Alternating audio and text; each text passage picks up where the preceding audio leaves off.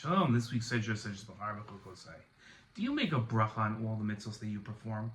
The halacha is that we do recite a bracha on most mitzvahs that we fulfill, but we don't recite a bracha on all mitzvahs that we fulfill.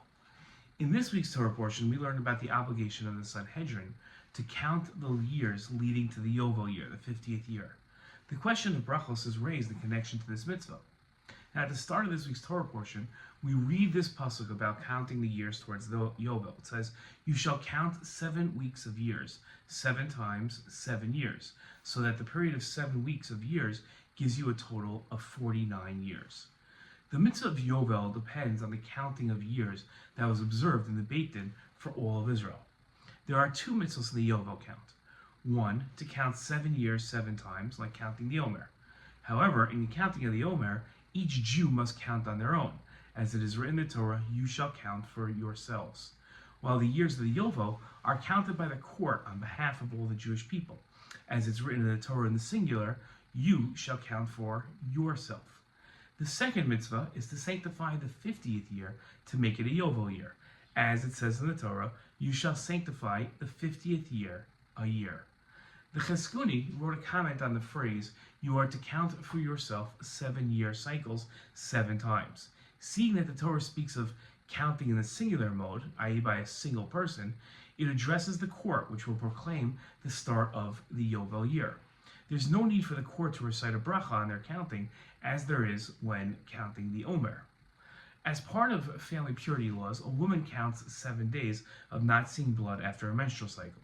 Tosfos compares counting the Omer to the woman's count and asked, why doesn't a woman recite a blessing on counting 7 days of not seeing blood, just like we recite a blessing on counting the Omer? After all, it's written in the Torah, she will count.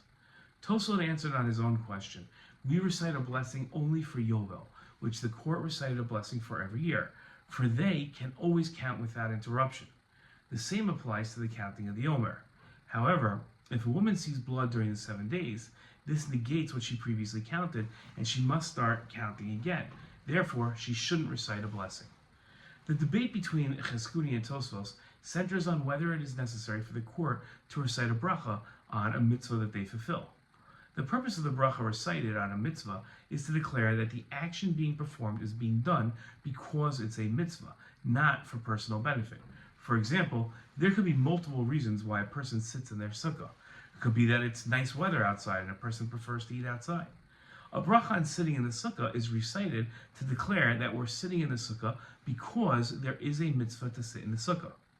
According to the Cheskuni, who said the court doesn't recite a bracha on their count, there is no reason to count for a court, to demonstrate that it's doing an action because it's a mitzvah. After all, the court is a collection of people, and their gathering together is solely dedicated to fulfill a mitzvah. Their very gathering acts as a declaration that their actions are done to fulfill the mitzvah. According to Tosfos, all mitzvahs require a declaration of intent before their performance.